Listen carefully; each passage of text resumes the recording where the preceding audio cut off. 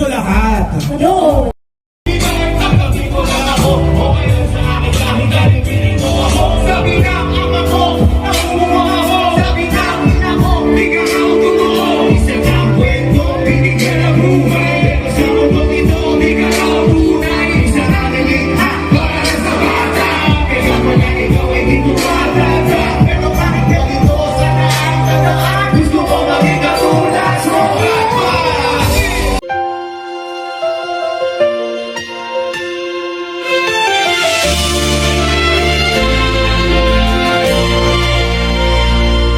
Sa gitna ng mundo, kami iisa sa layunin sa pananampalataya.